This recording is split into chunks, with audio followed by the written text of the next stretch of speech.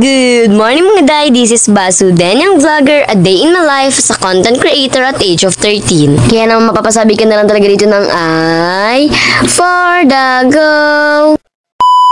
For today's vlog nga po pala ay magluluto si Dada ng pansit para nga raw sa aming umagahan. Actually, mag-aanong oras na rin nga ng mga oras na yan, pero eto, magluluto pa lang kami ng umagahan namin. And syempre, si Dada na nga ang nagluto. Paano ba naman, meron pa nga kaming sunod na gagawin. Kahapon pa lang kasi napagplanuhan na nga namin na magbabarbecue nga kami dito sa bahay, o diba? At dahil medyo matagal na rin kami hindi nakakakain ng barbecue at ayaw rin naman namin kumain sa labas, kaya naman naisipan namin na dito na nga lang kami sa bahay gumawa. Pa rin kasi talaga kapag sariling gawa mo, talagang siguradong safe na safe ka. Tsaka marami naman nga po pala kami dito ngayon sa farm, kaya naman naisipan namin na mag-ihaw-ihaw na nga lang kami dito. Pero syempre, kumain na muna nga po pala kami dyan ng pansit dahil medyo nakakagutom na nga. Paano ba naman, anong oras na ng mga oras na yan? At ayun, after naman nga po pala magsikain na ng umagahan, eto naman nga po pala si mama at piniprepare niya na nga po pala dito. Ito nga po pala mga binili nga po pala nila na gagamitin namin sa pag-ihaw-ihaw. Bale, magkakaibang klase na nga po pala yan, tapos tigi 1 kilo na rin nga para naman hindi na nga raw mabiti. Si mama na nga po pala dyan naglinis at alam na alam niya naman na nga yan. Paano ba naman, dati nga po kami nagtinda ng barbecue dun sa Moco. Kaya naman mala expert ang galawan. Kapag po talaga marami kami sa farm, talagang ginaganahan nga ang mga person na magluto. Paano ba naman, marami rin ang kakain. Aminin nyo, mas masarap naman talagang mag food trip kapag maraming kasabay. Bale, papalambutin na muna nga po pala dyan ni mama. Ito nga po palang Adidas, tapos ito naman nga po palang ulo ng manok. Syempre, aadobohin na muna nga raw yan. Ewan ko, pero sabi ni mama, adobo nga raw ang tawag dyan para naman bago pangalan daw ihawin, iluto na talaga. Siyempre, after naman nga po palang maadobo, eto naman nga at tinutuhog na nga po pala dito nga po pala sa stick. Diva, pwede na nga itong ibenta dyan sa labasan. By the way, nagpaamak na rin nga po pala dyan. Dito na nga lang po pala kami sa may lamesa magluluto for today's video. Paano ba naman kapag dun pa nga kami sa nilulutuan namin, siguradong sunog tong mga ihaw-ihaw na to. Sobrang lakas kasi ng apoy dun, kaya naman dito na nga lang po pala kami, gumamit na nga lang kami dyan ng planggana. At ayan, prepared na nga ang lahat. Mag-iihaw-ihaw na lang. O diba, para lang kami magtitinda talaga. O diba, para lang kami magpipiknik, pero wala nga lang talagang ilog or dagat. At ayan, nag-ihaw na rin nga po pala kami dyan. Paano ba naman, ito na nga magiging ulam namin ngayon para sa aming tanghalian. Siyempre, si tita pa rin po nag-iihaw. Paano ba naman, nakikiososyo lang tayo. Alam nyo ba, sa mga oras nga na yan, para lang nga talaga kami naglalaro dito ng lutu-lutuan. O alam ko, natatakam ka na naman nga, kaya naman ano pang hinihintay nyo, mag-ihaw-ihaw na rin nga kayo dyan sa bahay nyo. Banyos ko naman itong si mama, hindi pa man lang nga luto ang lahat, pero tignan nyo naman, nakikikain na nga talaga siya, binawasan niya na agad. Pero syempre,